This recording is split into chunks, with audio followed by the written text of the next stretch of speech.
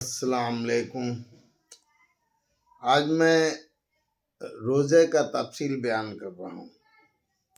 حضور صلی اللہ علیہ وسلم کا ارشاد ہے کہ روزہ آدمی کے لیے ڈھال ہے جب تک اس کو پھاڑ نہ ڈالے۔ فائدہ: ڈھال ہونے کا مطلب یہ ہے کہ جیسے آدمی ڈھال سے اپنی حفاظت کرتا ہے، اسی طرح روزے سے بھی اپنے دشمن یعنی شیطان سے حفاظت ہوتی ہے۔ ایک روایت میں آیا ہے کہ روزہ حفاظت ہے اللہ کے عذاب سے۔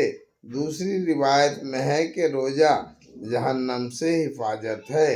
ایک روایت میں وارد ہوا ہے کہ کسی نے عرض کیا، یا رسول اللہ، روزہ کس چیز سے پھٹ جاتا ہے؟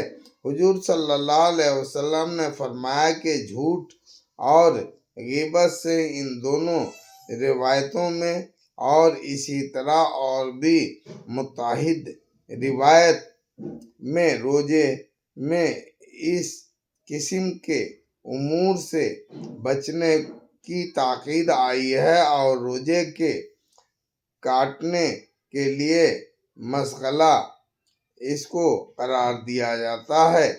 وہی تباہی میری تیری باتیں شروع کر دی جائیں۔ بعض علماء کے نزدیک جھوٹ اور غیبت سے روزہ ٹوٹ جاتا ہے۔ یہ دونوں چیز ان حضرات کے نزدیک ایسی ہیں جیسے کہ کھانا پینا وغیرہ سب روزہ توڑنے والی اشیاء ہیں۔ جمہور کے نزدیک اگرچہ روزہ ٹوٹتا نہیں مگر روزے کے برکات جاتے رہنے سے تو کسی کو بھی انکار نہیں۔ مشائخ نے روزے کے آداب میں 6 امور تحریر فرمائے ہیں۔ روزے دار کو ان کا اہتمام ضروری ہے۔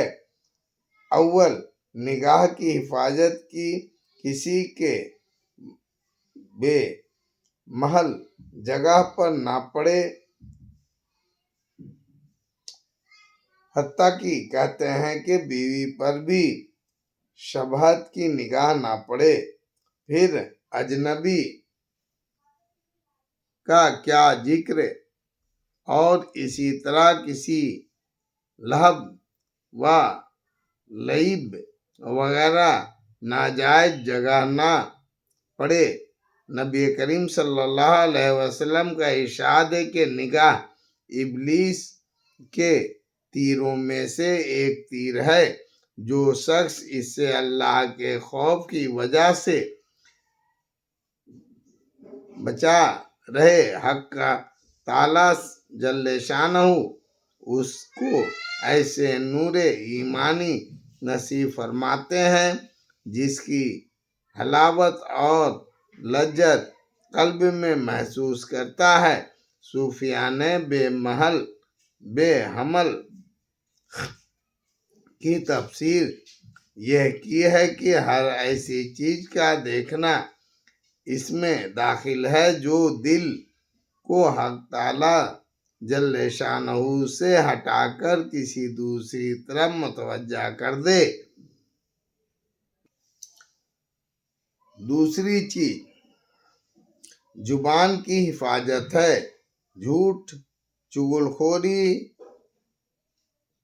لغو، بکواس، غیبت، بدگوئی، بدکلامی، جھگڑا وغیرہ سب چیزیں اس میں داخل ہیں۔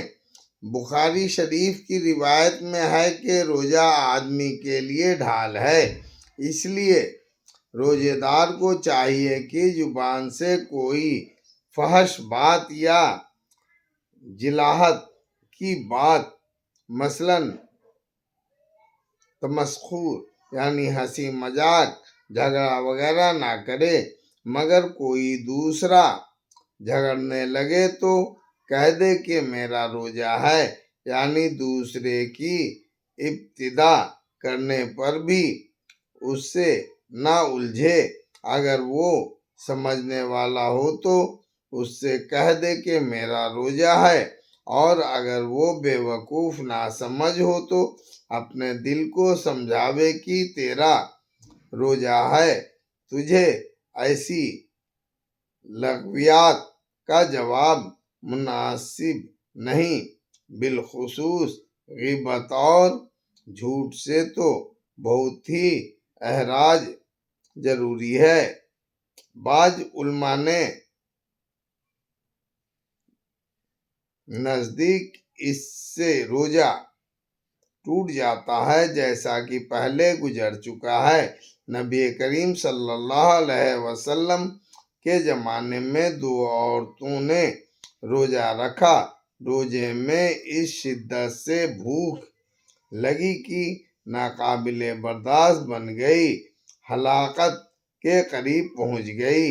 صحابہ اکرام رضی اللہ تعالیٰ نے نبی صلی اللہ علیہ وسلم سے دریافت کیا تو حضور صلی اللہ علیہ وسلم نے ایک پیالہ ان کے پاس بھیجا اور ان دونوں کو اس میں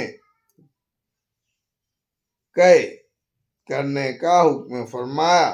دونوں نے قے کی تو اس میں گوشت کے ٹکڑے اور تازہ کھایا ہوا خون نکلا۔